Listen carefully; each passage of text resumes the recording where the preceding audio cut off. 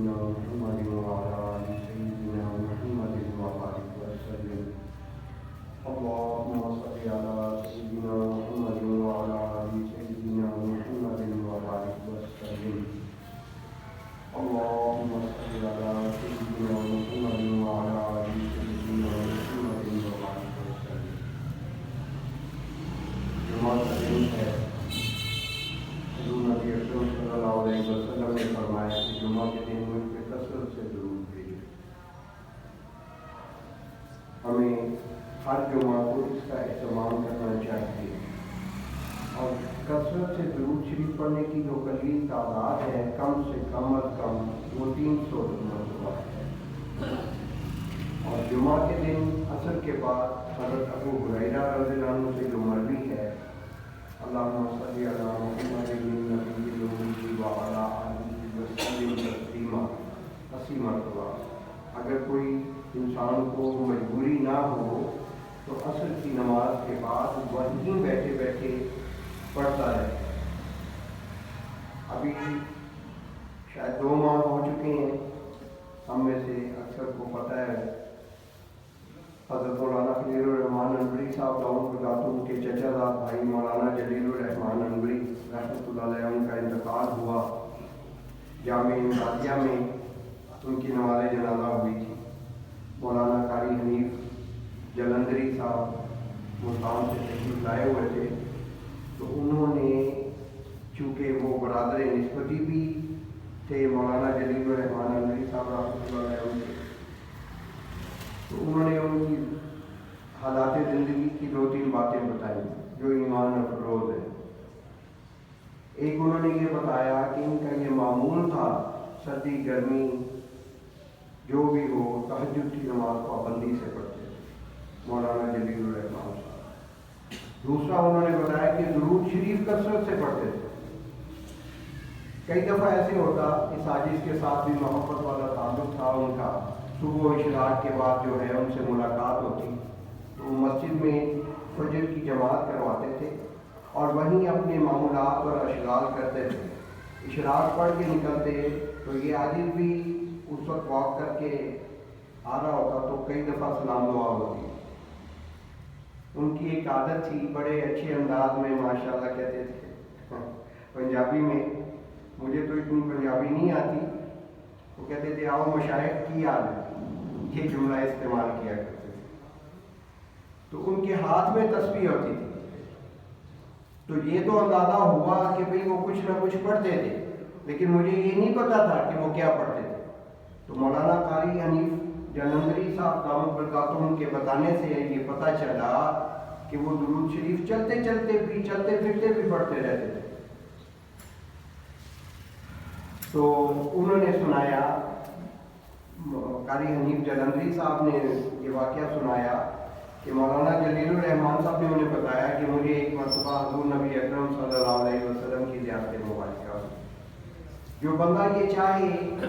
کہ حضور علیہ السلام کی زیارت مبارکہ ہو، وہ 2-3 کام زندگی میں اختیار کر لے، انشاءاللہ ضرور ہو. وہ کیا کہ شریعت و سنت پہ تو چلنا ہی چلنا ہے. وہ انسان ہی کیا جو شریعت و سنت والی زندگی نہ گزارے. اور اس عاجز نے بھی جو آیت مبارکہ پڑھی اس میں بھی یہی فرمایا، وَمَن يُطِعِ اللَّهَ وَرَسُولَهُ فَقَدْ فَازَ فَوْزًا عَظِيمًا. اللہ تعالیٰ فرما رہے ہیں کہ جس نے میری اور میرے محبوب صلی اللہ علیہ وسلم کی اطاعت اور فرما برداری کی، اس کو یہ بھی فرما سکتے تھے فوزًا عظیما. فقد یعنی یقیناً لازماً فقد لگایا، فاز فوزًا عظیما کہ ایسی کامیابی کہ اس سے بڑی کوئی ہو ہی نہیں سکتی. تو درود شریف انسان کثرت سے پڑھے، رات کو ناپاکی کی حالت میں نہ سوئے، بستر بھی پاک ہو، بدن بھی پاک ہو، لباس بھی پاک ہو، اور باوضو سوئے تو بہت اچھی بات ہے. بستر بھی پاک، لباس بھی پاک ہو، بدن بھی پاک ہو، اور استمراری سنتوں کو اپنی زندگی کا معمول بنائے. استمراری سنتوں سے مراد ایک وہ ہوتی ہے جو مؤکدہ ہے، موقدہ جو اتفاقاً کبھی چھوٹ جائے یا سفر کی حالت میں ہو لیکن اپنے قیام کی حالت میں اپنے شہر میں پابندی سے کرنا چاہیے، اسے کہتے ہیں موقدہ. جیسے فجر کی 2 سنتیں ہیں، ظہر کی 4 سنتیں ہیں، مغرب اور عشاء کی 2 سنتیں ہیں، یہ موقدہ ہے. اور غیر موقدہ اور استمراری کہتے ہیں کہ جو کر لیں تو ثواب، نہ کریں تو اس پہ گرفت نہیں ہے، اس کو زندگی کا معمول بنائے تو پھر حضور علیہ الصلوۃ والسلام کی زیارت مبارکہ ہو. تو وہ مولانا جلیل الرحمان صاحب رحمۃ اللہ علیہ نے اب قاری حنیف جلندری صاحب کو بتایا کہ مجھے ایک مرتبہ حضور علیہ الصلوۃ والسلام کی زیارت مبارکہ ہوئی اور میں نے عرض کیا یا رسول اللہ صلی اللہ علیہ وسلم آپ دعا فرما دیجیے مجھے شہادت کی موت نصیب ہو. تو حضور نبی اکرم صلی اللہ علیہ وسلم نے فرمایا اپنی زبان فیضان سے کہ ہو جائے. جب انہوں نے فرما دیا تو پھر ہو جائے. تو اللہ کی شان کہ وہ 3-4 دن بیمار رہے اور اس کے بعد ان کا انتقال ہو گیا. جو بندہ شہادت 2 طرح کی ہوتی ہے، ایک شہادت حقیقی اور ایک شہادت حکمی ہوتی ہے. حقیقی مطلب ہوتا ہے جو جہاد فی سبیل اللہ کی جاتی ہے، اللہ تعالیٰ کے راستے میں وہ جان پیش کرتا ہے بندہ، اس کو شہادت حقیقی کہتے ہیں. اور شہادت حکمی جو بلندی سے گر کے انتقال کر جائے، اس کی اپنی غلطی نہ ہو، غیر متوقع حادثہ ہو جائے، ڈوب کے انتقال کر جائے، بیماری میں، پیٹ کے مرض میں، بخار میں اس کا انتقال ہو جائے، یہ شہادت حکمی ہے. تو چونکہ بخار سے ان کا انتقال ہوا 3-4 دن بیمار رہ کے، تو یہ شہادت حکمی ہی ہوگی. تو آج چونکہ جمعہ کا دن ہے اس لیے اس حدیث کے ذہن میں آیا کہ بات کی ابتدا جو ہے وہ درود شریف سے کی جائے. لہذا ہمیں بھی کوشش کرنی چاہیے کہ شب جمعہ یعنی جب جمعہ کی رات، دن سے پہلے جو رات ہوتی ہے وہ اس دن کی رات ہوتی ہے، جو رات گزر گئی وہ شب جمعہ ہے. جیسے مرکز میں جا کے شب جمعہ خاص بیان اور عبادت اور قیام کرتے ہیں ساتھی، تو اس کو شب جمعہ کہا جاتا ہے، شب جمعہ کا قیام. تو جمعہ کی رات درود شریف لازماً روزانہ پڑھ کے سوئیں. مجھے یاد ہے کہ میرے پہلے شیخ حضرت شیخ وجیہ الدین صاحب رحمۃ اللہ علیہ، انہوں نے ایک دفعہ مجھے فرمایا کہ ظفر میرا یہ معمول ہے کہ میں رات کو سونے سے پہلے درود شریف پڑھ کے سوتا ہوں. الحمدللہ اس حاجز نے بھی کوشش کی، سالوں گزر گئے ہیں، ان کے انتقال کو بھی 5 سال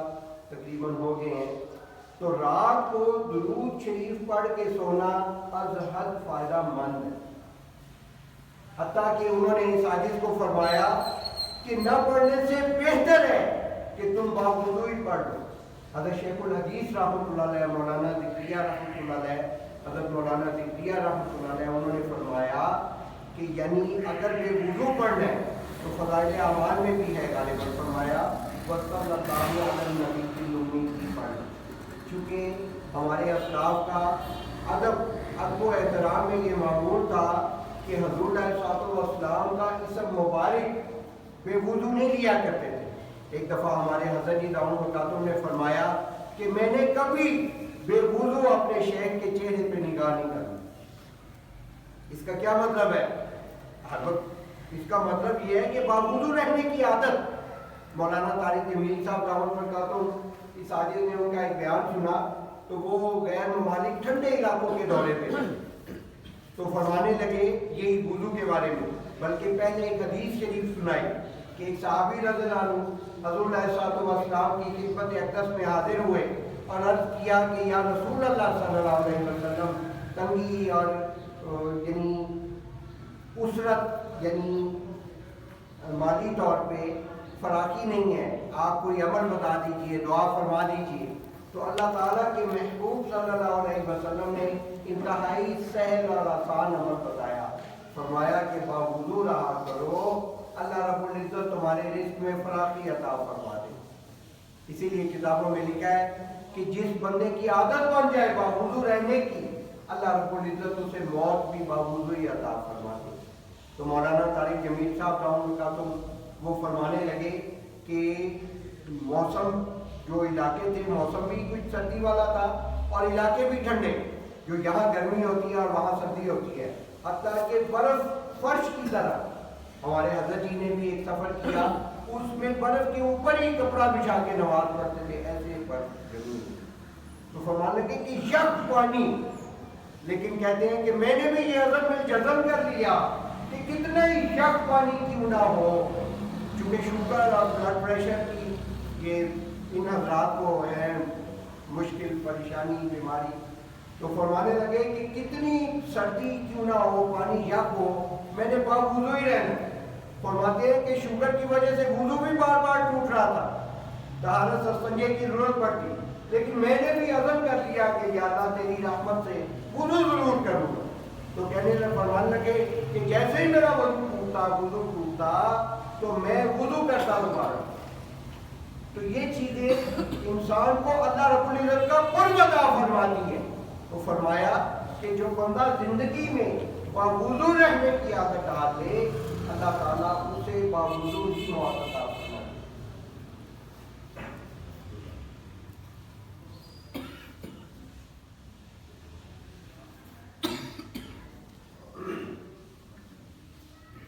ابھی ایک جگہ ہم گئے ہوئے تھے، 12 رسالہ میرا خیال ہے اجتماع سے پہلے کی بات ہے، تو وہاں ایک صاحب تھے مولانا ننوری صاحب، دامن برکاتہ نے جگہ مجھے ان بچوں کو دیکھ کے مجھے ایک واقعہ یاد آ گیا، درمیان میں عرض کرتا ہوں کہ حضرت جی نے ایک دفعہ سنایا کہ حضرت جی اور ان کے ہمدرد مولانا نصرت علی صاحب، ان کو پتہ چلا کہ امام ربانی حضرت مجدد علی ثانی رحمۃ اللہ علیہ کی اولاد میں بھی کچھ لوگ ہیں، تو حضرت نے پروگرام بنایا کہ بھی ان کی زیارت کے لیے جانا چاہیے۔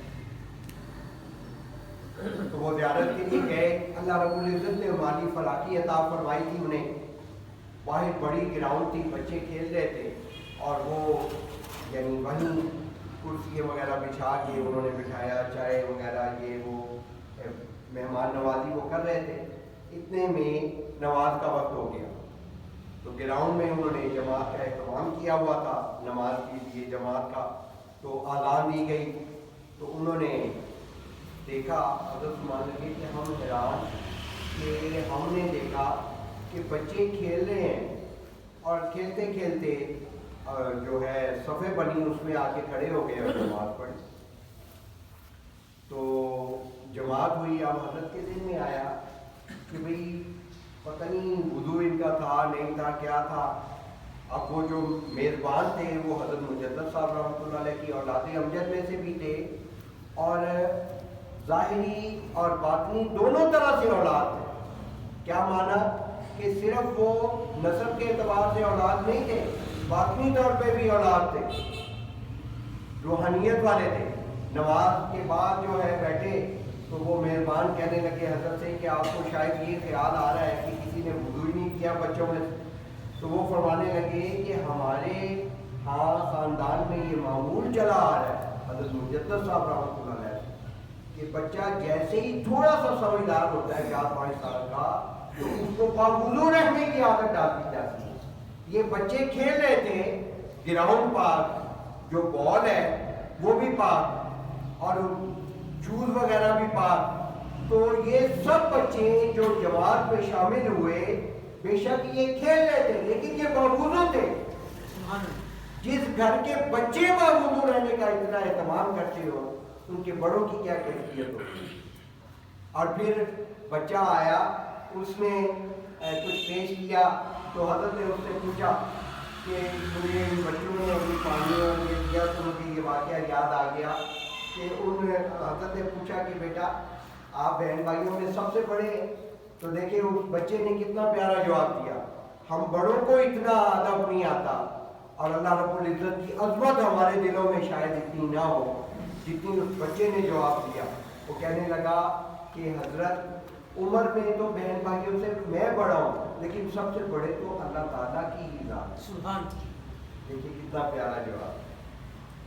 وہ یہ بھی کہہ سکتا تھا، اس میں کوئی جھوٹ بھی نہیں تھا، ہاں جی میں سب سے بڑا ہوں، لیکن اس نے سب سے بڑا اپنی ذات کے لیے استعمال نہیں کیا۔ اس نے کہا کہ عمر میں بہن بھائیوں میں ہی بڑا ہوں لیکن سب سے بڑے تو اللہ تعالیٰ کی ذات۔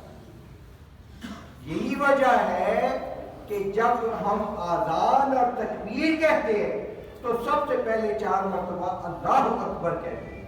وہ کیوں کہ 4 اللہ رب العزت نے جو کائنات بنائی اس میں 4 تخلیق ایسی ہیں کہ جو سب سے زیادہ قوی اور طاقتور ہے۔ مخلوقات بنانے کے اعتبار سے ان سے زیادہ طاقتور کوئی نہیں۔ ہوا، پانی، آگ اور مٹی۔ تو شارحین نے لکھا کہ ہم قرآن پاک میں پڑھے گزری امتوں پہ جو عذاب آئے ان کی بدعملیوں کی نافرمانی، کفر و شرک کی وجہ سے کہیں سیلاب آیا، کہیں طوفان آیا مٹی کا، کہیں ہوا نے اٹھایا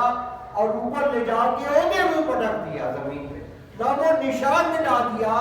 جو اپنے ہاتھوں سے پہاڑوں کو کھود کے گھر بنایا کرتے تھے جب کوئی اتنی مشینری اور یہ چیزیں نہیں، کتنے قوی ہوں گے، کئی فٹ لمبے ان کے قد و قامت اور جسامت ہوا کرتی۔ تو اللہ تعالیٰ نے فرمایا، اللہ اکبر 4 دفعہ کہا کہ کائنات میں جو 4 چیزیں سب سے زیادہ قوی ہیں، اللہ رب العزت ان چیزوں سے بھی بڑے ہیں۔ سب سے زیادہ قوی اور بڑے اللہ کی ذات۔ تو 12 رسالہ میں بیٹھے ہوئے تھے، حضرت نے مجھے بتایا کہ انہوں نے پانی یا کوئی چیز مجھے دی، ایک صاحب نے، مجھے نام ان کا اب یاد نہیں ہے، تو حضرت فرمان لگے مجھے ساجد کو کہ کہنے لگے کہ ایک صاحب یہ ان کے والد صاحب کا، ان کی والدہ صاحبہ کا انتقال ہوا ہے۔ یہ ابھی حال ہی کی بات بتا رہا ہوں، کوئی گزرے زمانے کی باتیں نہیں ہیں۔ بعض لوگ یہ کہتے ہیں نا یہ گزرے زمانے کی باتیں ہیں، تو وہ کہنے لگے کہ ان کی والدہ صاحبہ کا انتقال ہوا اور جہاں ان کے والد صاحب مدفون تھے اس کے ساتھ ہی ان کی والدہ صاحبہ کی قبر جو ہے وہ تیار کی گئی۔ تو تیار کروا رہے تھے تو ان کے والد صاحب کی جو کچی دیوار اس کو کدال لگی تو تھوڑی سی وہ پھٹ گئی، کھل گئی، سوراخ ہو گیا۔ تو انہوں نے خود دیکھا کہ ان کے والد صاحب کئی ماہ گزر گئے ہیں، 8 ماہ یا 8 سال، یہ مجھے یاد نہیں، لیکن اگر 8 ماہ بھی ہو تو پھر بھی جب انسان کی جسم کی تدفین کی جاتی ہے تو 3 دن کے بعد اس میں تغیر و تبدل شروع ہو جاتا ہے، صرف 3 دن کے بعد، تو دیر نہیں لگتی، مہینے نہیں لگتے، 3 دن کے بعد اگر وہ اللہ رب العزت کا مقبول اور محبوب ہے تو اس کی قبر میں خوشبو ہوگی، اور اگر خدا نہ خواستہ راندہ بارگاہ ہے، گناہوں کا اثر اس کے دل میں ہے، تو اس کی قبر کو کھولیں تو بندہ کھڑا نہیں ہو سکتا، اتنی اسمیل ہو، اس کے جسم، اس کی آنکھیں، اس کا پیٹ، اس کے ہونٹ، یہ سب چیزیں کٹنی شروع ہو جاتی ہیں، باہر نکلنی شروع ہو جاتی ہیں۔ بولو براز جو ہے وہ جو پیٹ کے اندر ہوتی ہے ناپاکی گندگی وہ باہر آ جاتی ہے۔ تو وہ انہوں نے دیکھا کہ کفن ایسے کہ جیسے ابھی تدفین کیا اور چہرہ نظر آ رہا تھا، چمک رہا تھا چہرہ، سبحان۔ اور والدہ صاحبہ کا بہرحال اس کا مسئلہ یہ ہے اگر ایسے ہو جائے تو سراغ کو بند کر دینا چاہیے، تو والدہ صاحبہ کی تدفین کی گئی۔ اچھا، اس کے بعد کچھ دیر کی بات ہے کہ یہ آج چونکہ تعلیم الاسلام میں یہ عام ہوتا ہے الحمدللہ، اس مبارک خاندان میں گھرانے میں یہ اللہ کا احسان ہے۔ اس عاجز حضور علیہ السلام نے فرمایا کہ حشر کے دن انہی کے ساتھ اٹھائے جاؤ گے دنیا میں جن سے محبتیں کرتے ہو۔ تو ایک صاحب آئے، چونکہ تعلیم الاسلام میں بڑی عمر کے لوگ آتے ہیں، مولانا خلیل الرحمان انوری صاحب دامت برکاتہ، ان کے دادا جی، ان کے والد صاحب کے مریدین شاگرد جو ابھی بھی زندہ ہیں وہ آتے ہیں، وہ پرانے واقعات سناتے ہیں، اور مجھے بزرگوں کے حالات و واقعات پڑھنے اور سننے کا ساری رات ایک عادت ہے چھوٹی عمر سے۔ تو ان میں سے ایک صاحب آئے جو شاہ صاحب ہیں، کہیں گاؤں میں رہتے ہیں، تو انہوں نے ایک واقعہ سنایا جو انتہائی سبق آموز ہے۔ ایک تو یہ واقعہ دیکھیے کہ یہ بھی میت اور قبر ہے کہ اتنے دیر بعد قبر کہیں کھلی تو اس میں کفن ایسے کہ جیسے ابھی تدفین ہوئی ہے، چہرہ ایسے کہ جیسے ابھی غسل دیا گیا ہے، اور ایک وہ آدمی وہ بھی مسلمان اور یہ بھی مسلمان، اور ہم بھی مسلمان ہیں، ہم نے بھی مرنا ہے، لیکن ہماری تو زندگی ایسے ہے کہ جیسے ہم نے مرنا ہے، ہمارے رہن سہن کے انداز ہی ایسے ہے کہ جیسے ہم نے مرنا ہے۔ رات ہی ہم لوگوں نے تفصیل سے دیکھا، وہ ایک علیحدہ عنوان ہے، انشاءاللہ پھر حاضری ہوگی تو عرض کروں گا۔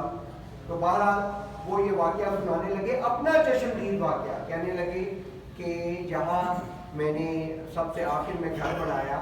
وہ بھی سید النسب ہے جو ان کے مولانا خلیل الرحمان انوری صاحب کے دادا جی رحمۃ اللہ علیہ کے مرید تھے، نہیں والد صاحب کے مرید تھے، مولانا عزیز الرحمان انوری رحمۃ اللہ علیہ کے۔ تو وہ کہنے لگے کہ میں نے گھر بنایا تو ہمارے اسی محلے میں ایک صاحب تھے کہ یہ جو ٹھیکیدار ہوتے ہیں نا، جو گورنمنٹ ٹھیکے دیتی ہے اور یہ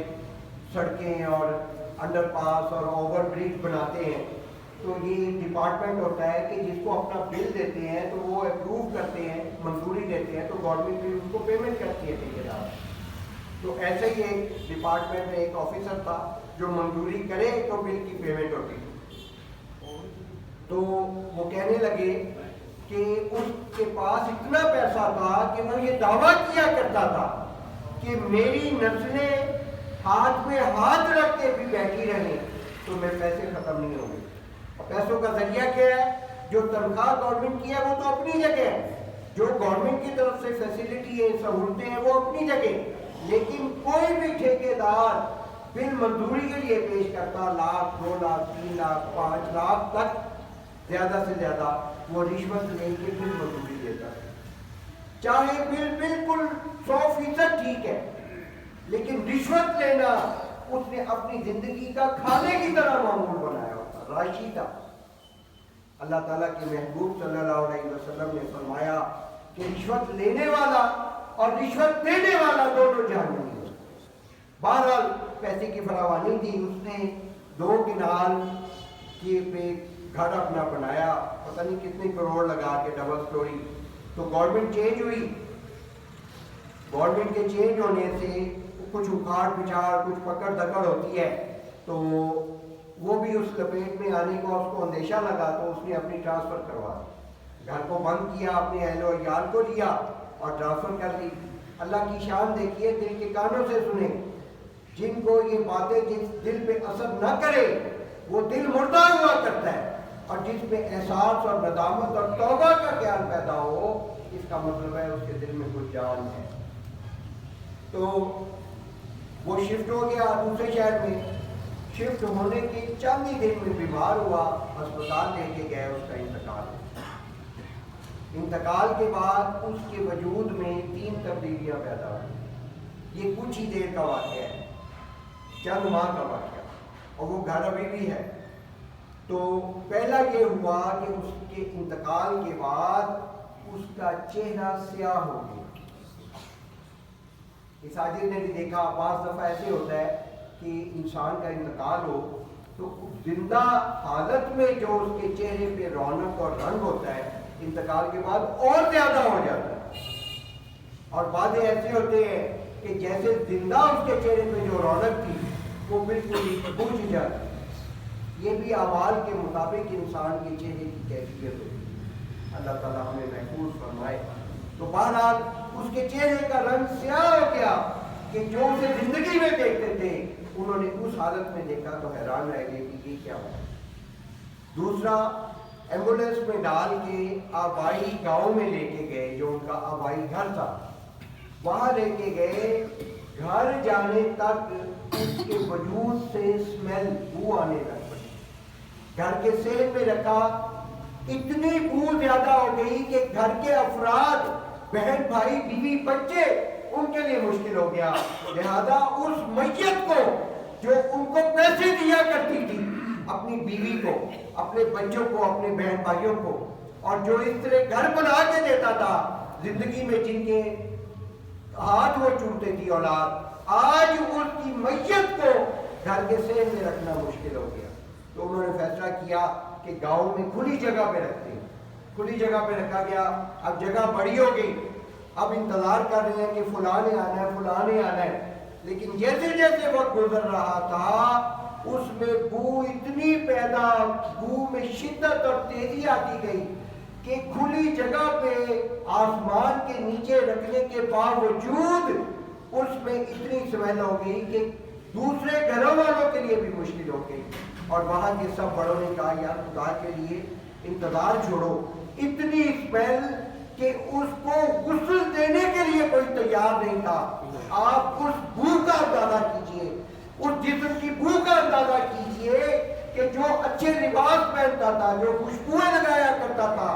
جس کو لوگ سلوک پالا کرتے تھے اس کی کرسی، اس کی حیثیت کی وجہ سے آج اس کے وجود کو برداشت کرنا مشکل ہے، حتیٰ کہ اس کی تدفین اس کیفیت میں ہوئی کہ اس کو ایک کپڑے میں لپیٹ کے گڑا کھود کے اس کے اندر پھینک دیا، غسل دینے کے لیے بھی کوئی تیار نہ ہو۔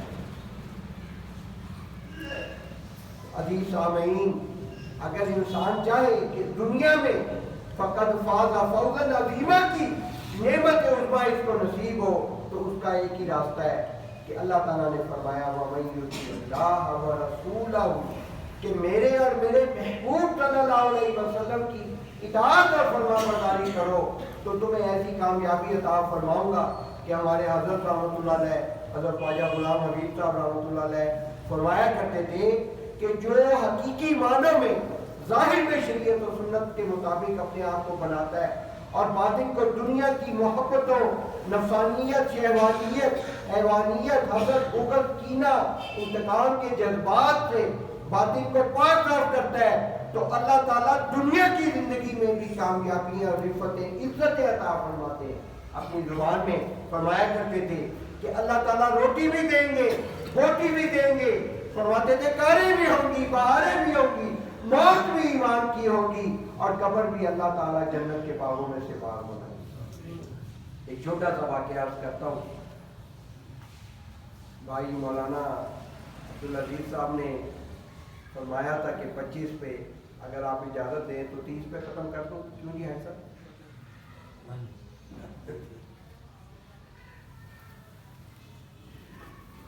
ابھی کل ہی میں نے یہ واقعہ پڑھا کہ ایک صاحب کا